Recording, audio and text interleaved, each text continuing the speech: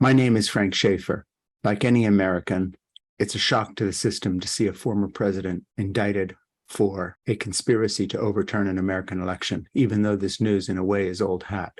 But there's one thing that is inescapable, and that is that the only reason he was president was that one voter bloc in America, one enormous voter bloc in America, white evangelical Christians, voted for him in droves. According to polls, 83% of the white evangelical vote came out in favor of Donald Trump. White evangelical leaders like Pastor Jeffress, Ralph Reed, Franklin Graham, Paula White, and many others are directly responsible for the fact he became president by leading their followers to follow this man. One inescapable conclusion we draw from these indictments against him for the most serious charges that have ever been leveled against a former US president in the history of the United States of America is that white evangelical Christians are very bad judges of character. How did they get that way? Why was this the only voting bloc in America of which it could be said almost all of them voted for an obviously unqualified criminal, a mobster, a person with a personal past of everything from not paying his workers to many credible charges of rape, having bragged about grabbing a woman by her genitals? Why did they vote for him? Why did they back him? It is my contention as a former evangelical leader myself, who fled this movement and has written extensively about the reasons for that in my memoir, Crazy for God, and other books. It is my contention that the reason the white evangelical leadership like Ralph Reed and Franklin Graham and Paula White, Pastor Jeffress, and all these others, especially the charismatic movement, the Pentecostals in their midst, backed him, was that his criminal enterprise mirrored their own. The evangelical big-time religion movement in the United States of America is itself a con artist paradise. The people who back Donald Trump and Donald Trump himself are cut from the same piece of material. How do I know this?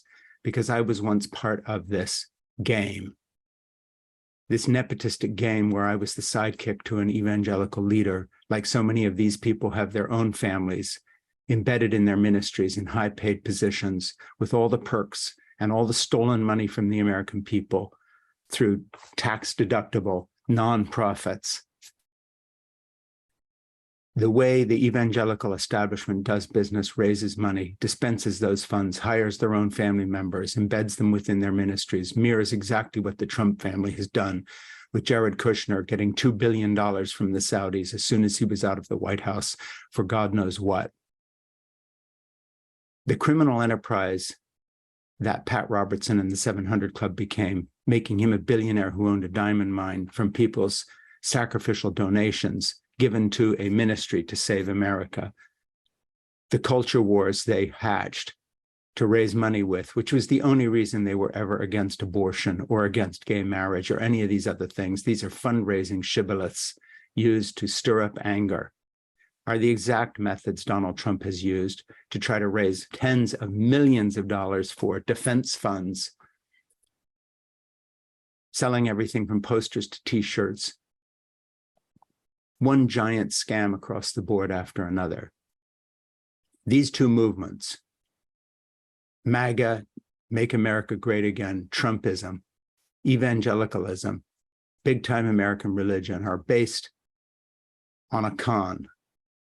And the reason these people recognized each other and fit well together was because they are one and the same. The indictment of Donald Trump is the indictment of the American white evangelical movement, top to bottom. There is no way to escape this. These people, my people, made him president. They kept alive the lie that the election had been stolen. It is they who are threatening election workers across America. It is they who are invading school boards and trying to overturn them and ban books. It is they who have kept the culture wars alive as their only means of fundraising.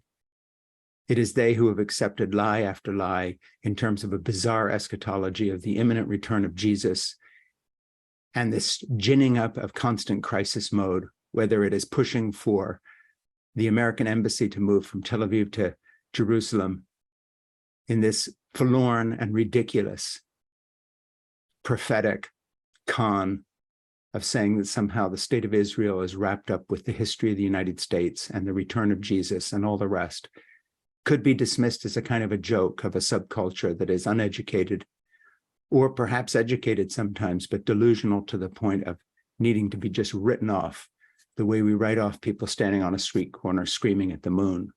But they made somebody president, and they stuck with him. Ralph Reed, Franklin Graham, Jeffress, Paula White, and these others have not stood up and denounced his criminality. They have not separated themselves from it. Why? Because they know perfectly well what often the media ignores, and that is that the evangelical movement itself is not a party to this movement. It is this movement. Trumpism is evangelicalism. And until we honestly face the fact that in our midst, we have a group of people committed to the unreality and the denialism and the con artistry of Trump as part of their own way of life, which is what the big-time American churches all have been and always will be, because they themselves, like Trump, are a lie-based system of organizations that cling to an alternative view of history and science that denies reality top to bottom, and therefore recognizes in Trump a soulmate, not an aberration, but one of themselves, because they themselves do not have religious commitment at all. Their commitment is simply greed. Their commitment is power for power's sake. Their commitment is to delusion and conspiracy theories, beginning with the book of Genesis all the way up through the last page of the book of Revelation. A dream, a conspiracy, an alternative reality. And they found in Trump a man who reflected back to them what they themselves are: frauds. My name is Frank Schaeffer.